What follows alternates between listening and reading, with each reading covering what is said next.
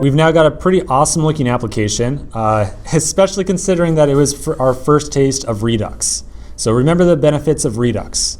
As our app starts to get more complicated, our code does not necessarily have to be complicated as well.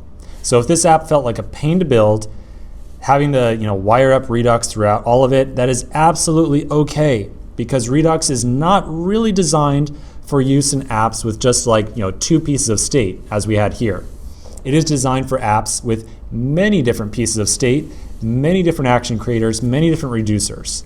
As we move on to our next app, we'll have a more complicated state object that is going to come up with a lot more problems that we're going to have to solve, and that's where we're going to see where Redux starts to get really helpful.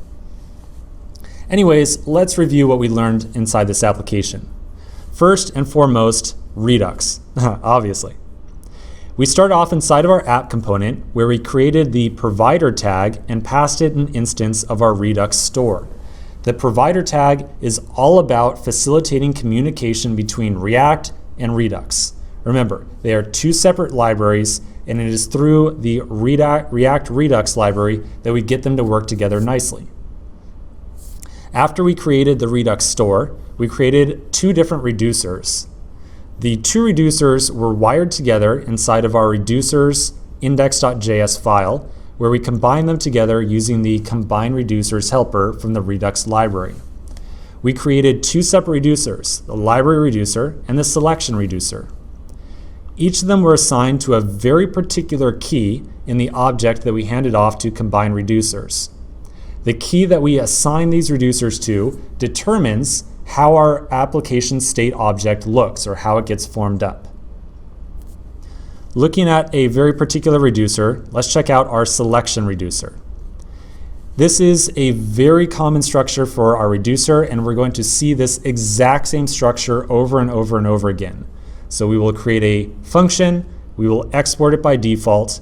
The function will contain a single switch statement, and inside of there, we will switch over our actions type and decide whether or not we want to respond to this particular action.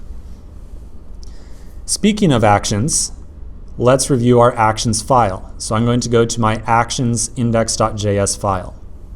Inside of here, we made exactly one action creator. The action creator has exactly one job, and that is to create an action.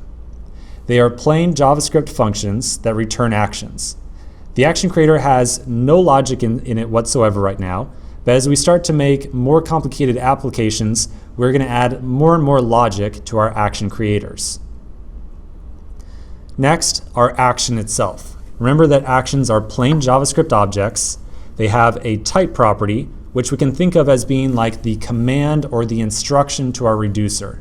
So in theory, when we get more complicated reducers, they might respond to several different types. And for each type, we will want that reducer to do something slightly different. All right, the last thing that I want to make sure is really clear, because I did not necessarily touch on it too often. I'm going to open up my list item file, and I'm going to scroll down to the map state to props function at the bottom. Remember that map state to props here is our ability to interface from the Redux state, or our application level state, down to the component level. So it's where we kind of pluck properties off of our state object and inject them into our components. Now, the one thing that I wanted to make sure is really clear, because I did not explicitly mention it, is that whenever our application state changes, our map state to props function will rerun, pass in a new set of props to our component, which causes our component to re-render. And that's why we saw whenever we click on something here, our application does in fact re-render. So whenever we call an action creator, that dispatches an action, reducers rerun, state recalculated, state flows into map state to props, new props show up inside the component, and our entire application will re-render. So I did not make that like explicitly clear. I just want to kind of throw it here on top just to make sure, just to mention it.